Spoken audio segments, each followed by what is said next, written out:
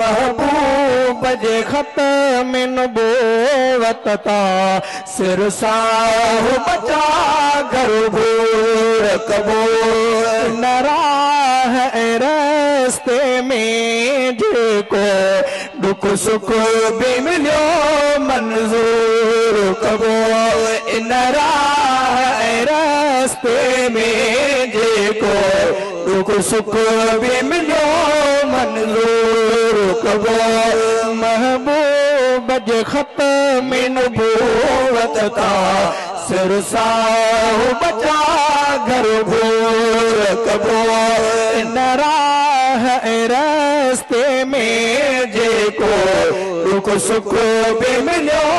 मंजूर कबूर महबूब जे ख़त्म नबूवत जो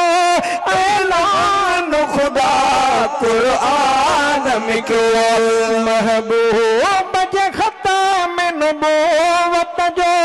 ऐलान खुदा कुरान में क्यों एड़ी दावा जे को दजाल करे तहे भंगी अखे बनी भोर कबूर एड़ी दावा जे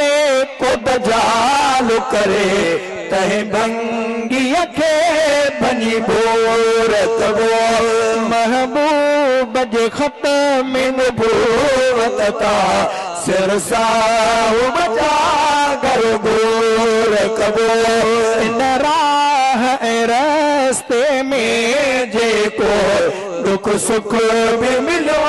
मंजूर कबूर फैसला असल उसूल जो ही हुक्म खुदा ऐ रसूल जो ही फैसला असल उसूल जो ही हुक्म खुदा ऐ रसूल जो जेको मुनकर मुर्तद थींदो किथे काफिर के कत्ल फिल फूर कबूर जेको मुनकर मुर्तद थींदो किथे काफिर के कत्ल फिल फूर कबूर महबूब जे ख़त्म नबूवत ता सिर साहु बचा घर भूर कबूर गुस्ताख खे जेको मारींदो आका जियो दिल ठारींदो गुस्ताख खे जेको मारींदो आका जियो दिल ठारींदो इन मर्द मुजाहिद मोमिन खे इस्लाम संदो शहज़ूर कबूर इन मर्द मुजाहिद मोमिन खे इस्लाम संदो शहज़ूर कबूर महबूब जे ख़त्म नबूवत ता सिर साहु बचा घर भूर कबूर घोर था ख़त्म नबूवत ता आका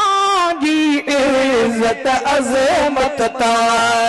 घोर था ख़त्म नबूवत ता आका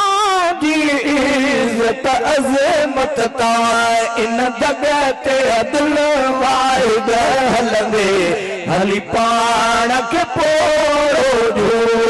कबूर इन जगह ते अब्दुल वाहिद हलंदे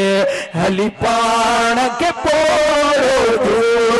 कबूर महबूब जे ख़त्म नबूवत ता सिर साहु बचा घर भूर कबूर इन राह रस्ते में जेको दुख सुख भी मिलियो मंजूर कबूर।